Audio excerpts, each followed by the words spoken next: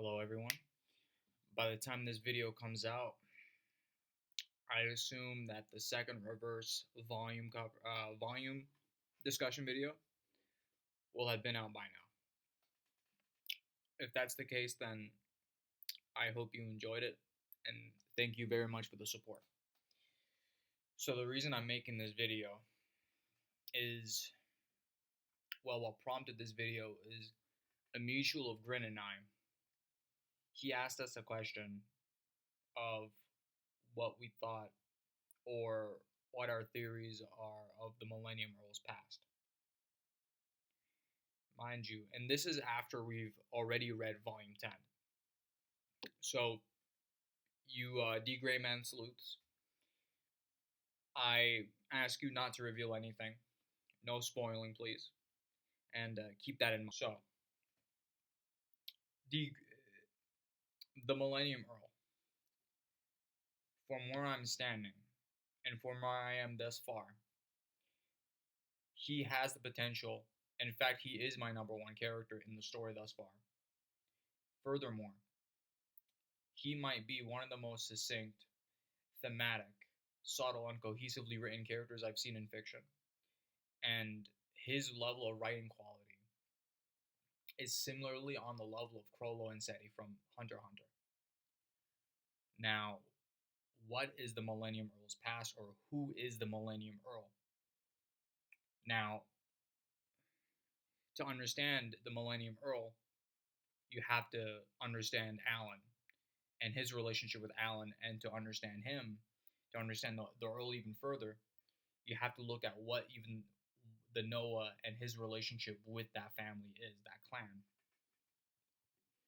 And I feel after getting several more scenes with the Earl, I've now understood more of the crux of his character and how he looks at the Noah clan.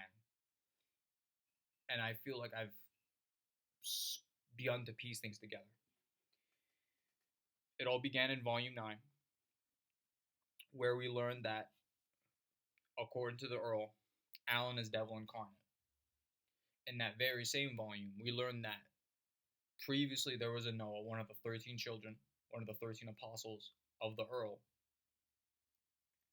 that was a traitor, and the Earl had to take him out, had to essentially kill him.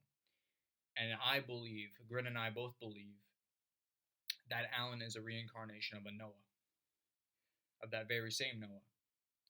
Now, how that came to be is beyond me, considering he doesn't seem to have the same markings of the other Noah in terms of the scars on the forehead.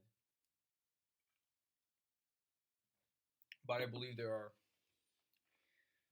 it's going to be something similar for both the Earl and Alan. It's going to be something very similar to Kingdom Hearts, if you guys have any familiarity with that franchise, where Sora isn't really just Sora, and he's really just a collective of characters that make up the identity and the being that is Sora. For example, there's Roxas, then there's the Nobody, then there's the Heartless aspect from across like all these different games. And all of these people, they're all their own individuals, but the collective is essentially what makes up Sora. I feel that the Earl and Alan are similar in the sense that the Earl isn't really a singular being. He's really a collective of beings that make up who he is. And he's beyond just a single individual, which enhances and accentuates the level of complexity within this identity, this being. And it's very similar to Alan. If I can assume that we can eventually reach a point in the story to where in D.Gray Man, Alan begins to have an existential crisis, or we may start to be confounded in the sense of just who Alan is as a person, as a character, considering the fact that Alan isn't really just Alan. He's a collective of all these other beings that make up who he is. Now, there are also the parallels. The Volume 1 cover, the the devil, devil incarnate. The in volume 10, where they were both, when Alan and the Earl finally reunited, and they were pretty much seen as both actors on the stage. So what I think is that if you take your mind back all the way to volume 1, to the very story with Moa and her sister and brother, and what happened, where they were both about to swear their oath before God, and then the cross came down in the church, and we have an understanding that the Earl seems to have this deep personal vendetta, and that he's someone who probably just felt wronged. Now, what does this mean for the Noah clan? Why did the Noah clan become misanthropic? What exactly happened 7,000 years ago? I reread volume 1 just shortly before sitting down and recording this. And exactly 7,000 years ago was the battle between the Earl and humanity, and that was when the Earl was sent back with his forces, which also was coincidentally the 3 days of darkness or the Great Flood. So, and then you look at the scene, and then you get more scenes that are very formative to the Earl's character, which also may be tied to his hatred and personal vendetta and disdain for God, considering the really subtle bits and pieces of dialogue that lend to this idea. And it's extremely important to who exactly the Earl is, and what the Earl is, and what he represents for the Noah family. My theory, there are several theories, is that the Earl himself is a fallen angel. Similarly to Satan, and Lucifer to Satan, and him wanting to tempt people, to tempt human beings at their lowest point in order to turn them into darkness, to continue his conquest of rebellion against God. The second theory, which I believe is the most probable, is that the Earl himself is Noah, the OG, the prophet Noah. And I believe this because it could be similarly to like a Virgil from DMC5, where Virgil himself separated and fragmented into Urizen and V, or Kami and the Demon King Piccolo, where Kami himself was originally a singular being, and then he fragmented into his a good and bad side. But they're still the same individual. They're still the same being. They're just fragmented. I believe that something happened 7,000 years ago, and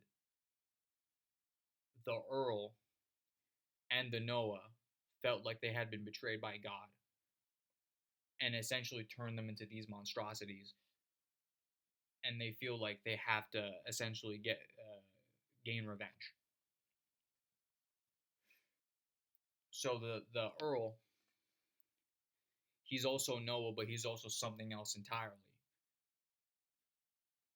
He's also a man, considering when Skinborg was finally regained his memories and remembered what happened 7,000 years ago. He was pretty much awakened and ushered into the family. Skinborg cried, and then the Earl himself cried. And it looked, to me, how I saw it, is that it was like a father reuniting with his kids. And it would make sense, since these are the children of Noah, and if he is the OG Noah, or like a half of a Noah,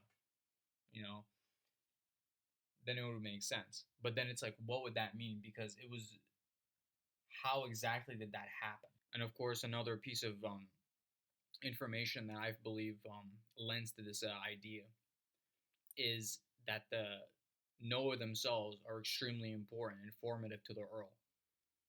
in the sense that at the end of it all, they're still sacrificial pawns, and they accepted this sort of role for themselves as his pieces on the board.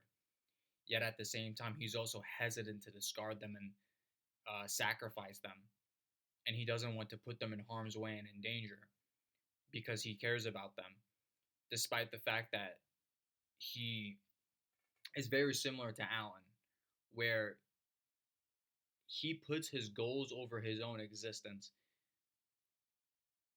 Where so considering the fact that it lends itself to the prophecy that the world would still be destroyed, but Alan becomes a destroyer of time, and but the world is still destroyed according to the prophecy. So even though Alan defeats him, the world ends up being destroyed. So it would essentially mean that the Earl doesn't really care what happens to him as long as the end, as long as he achieves his he fulfills the script. He achieves his prophecy. Yeah, like I believe that the Earl isn't really just the Earl. That he's essentially a collective being of individuals that make up who the Earl is, and the Earl is someone that's far more complex. And to understand this, you'd have to look at Noah. You'd have to look at the Noah clan, what they mean to the Earl, considering he cried for them, how he's very protective over them, but at the same time, it's like he has to sacrifice them. Why is he protective over them? It's tied to for the fact that he cried for them, and this ties back to 7,000 years ago. So he's essentially their father, and he could literally be the OG Noah, but has become so diluted and has essentially become his own separate being, despite being an OG Noah but fragmented. But yeah, it's very interesting considering the Earl is supposed to be this extremely malevolent, evil, destructive person, and in fact, he's a monster. Yet, despite that, this monster also still has remnants of humanity and compassion within him.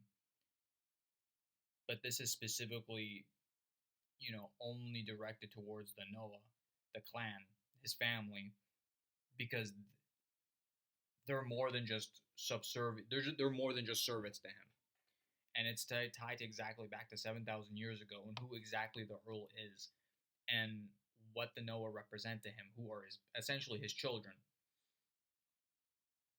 But yeah, I think that's pretty much it. I apologize for this being extremely fragmented. Thank you. Lastly, I think it's also very telling that the goal of the Earl and the Noah clan is also very similar, yet a distorted version of what the original goal is, according to the story in the Bible and all these other religious texts about Noah and the Ark, and how they were trying to eradicate the wicked elements of mankind, the wicked human beings, through purging them with the Great Flood and saving the believers. Yet now at this point in the story, the Earl and the Noah are, if he is truly the original Noah but a distorted version who's essentially developed into a more malevolent, evil Noah, who's more like a tragic character, who he and the Noah were essentially betrayed or backstabbed or wronged in some fashion by God, who they see as a despicable person or a despicable being that they want to fight back. It's just it's very interesting to me, and a very interesting piece of parallel and symbolism. Furthermore, there's also elements of bearing the cross with the markings on the forehead, um, that in a weird manner they're also bearing the cross of humanity's sins by literally purging them. Seeing humanity, possibly even seeing that humanity is just unworthy of being saved. Very similar to Sensui and the well, Shinobu Sensui and the Sensui Seven from Yu Yu